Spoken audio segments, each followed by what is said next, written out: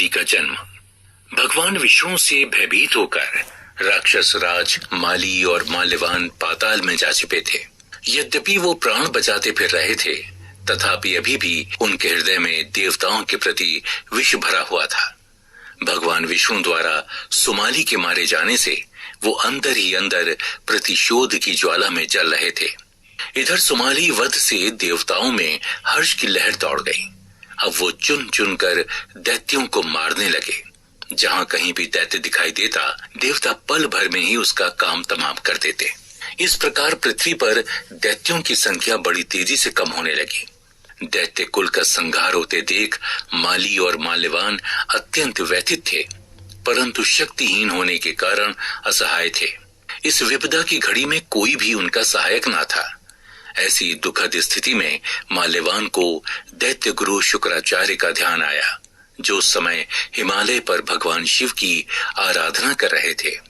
केवल वही एक ऐसे परम तेजस्वी ऋषि थे जिनसे भगवान विष्णु भी भयभीत रहते थे। अंततः माल्यवान सहायता हेतु उस स्थान पर जा पहुंचा जहां दैत्य गुरु शुक्राचार्य ध्यान मग्न होकर तपस्या कर रहे थे। शुक्राचार्य ने माल्यवान से वहां आने का कारण पूछा।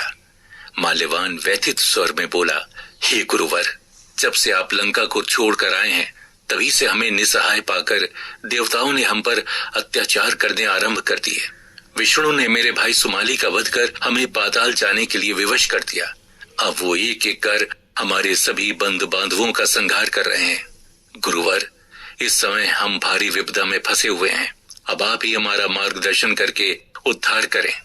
घोर तप में लीन होने के कारण शुक्राचार्य देव दैत्य युद्ध के संबंध में पूर्णतः अनभिज्ञ थे। इसलिए जब उन्हें माल्यवान द्वारा दैत्यों के पतन का समाचार मिला तो वो पल भर के लिए विस्मित रह गए।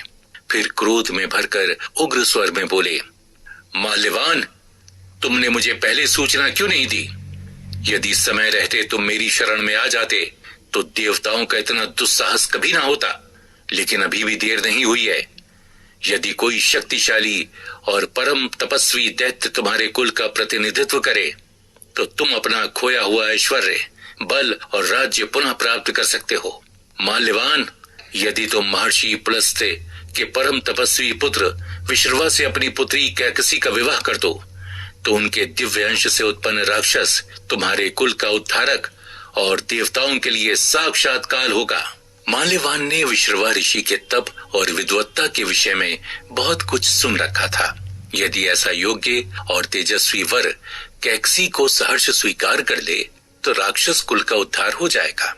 ये सोचकर दैत्य माल्यवान प्रसन्नता से भर उठा। तदनंतर शुक्राचार्य को प्रणाम कर वो वापस लौट आया। अब माल्यवान का प्रमुख उद्देश्य अपनी पुत्री कैकसी का विवाह विश्रवा ऋषि के साथ करवाना था। साथ ही वो जानता था कि ब्राह्मण कुल में जन्मे विश्रवा दैत्य कुल की कन्या से कदापि विवाह नहीं करेंगे। अतः उसने युक्ति से काम लिया। उन दिनों विश्रवा ऋषि वन में घोर तप कर रहे थे। माल्यवान ने उचित अवसर जानकर अपनी पुत्री कैकसी को उनकी सेवा के लिए भेज दिया। कैकसी जानती थी कि विश्रवा के अंश से उत्पन्न संतान ही राक्षस कुल का उद्धार करेगी, इसलिए वो भी पूरी निष्ठा के साथ उनकी सेवा में संलग्न हो गई। कैकसी तप में लीन विश्रवा ऋषि के शरीर को प्रतिदिन स्वच्छ जल से साफ करती। तदनंतर पूजन अर्चन की सामग्री एकत्र कर उनके समक्ष रख देती। संध्या समय अपने कोमल हाथों से उनके चरण दबाती। इस प्रकार सेवा करते हुए बहुत लंबा समय बीत गया।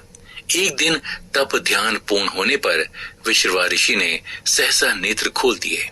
उन्हें अपने समक्ष ही कैकसी बैठी दिखाई दी। उस समय वो ऋषि के चरण दबा रही थी। विश्रवा समझ गए कि ध्यान के समय इसी युवती ने मेरी सेवा की है। उनका मन प्रसन्नता से भर उठा और उन्होंने युवती से चितवर मांगने को कहा। कैकसी इसी समय की प्रतीक्षा कर रही थी। वो हाथ जोड़कर विनम्र स्वर में बोली, ऋषिवर, मैं दैत्यराज माल्यवान की पुत्री कैकसी हूँ। एक दिन यहाँ से निकलते हुए मेरी दृष्टि आप पर पड़ी और मैं आपके वशीभूत हो गई। तभी से पत्नी की भांति मैं निरंतर आपकी सेवा कर रही हूँ। मुनिवर, अब मैं आपको छोड़कर नहीं जा सकती, इसलिए आप मुझे स्वीकार कर मेरी इच्छा पूर्ण करें। कैकसी की सेवा और भक्ति से विश्रवा ऋषि पहले ही अत्यंत प्रसन्न थे। उस पर इन प्रिय वचनों को सुनकर उनका मन गदगद हो उठा। उन्होंने उसी समय माल्यवान के पास जाकर कैकसी से विवाह की इच्छा जताई।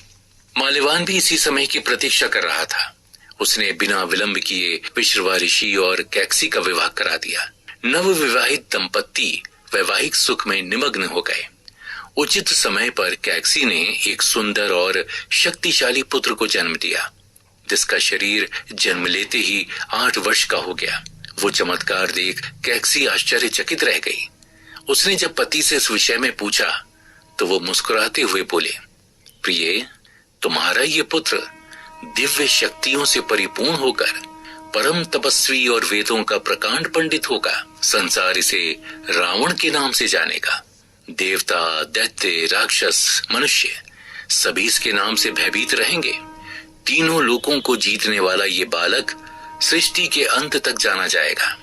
पुत्र के विषय में जानकर कैकसी प्रसन्नता से भर उठी।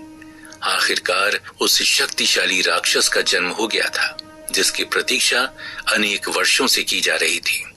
जब ये समाचार माल्यवान को मिला तो वो उसी समय कैकसी से मिलने आ पहुंचा। एकांत पाकर उसने कैकसी को समझाया, पुत्री, अभी इतना प्रसन्न होने की आवश्यकता नहीं है। देवगण बहुत कपटी और छली हैं।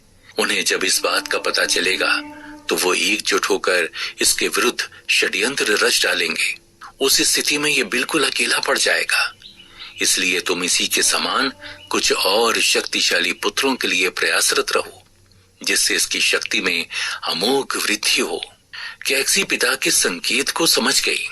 इसी परामर्श के फलस्वरूप कुछ वर्षों उपरांत उसने 2 और शक्तिशाली पुत्रों को जन्म दिया।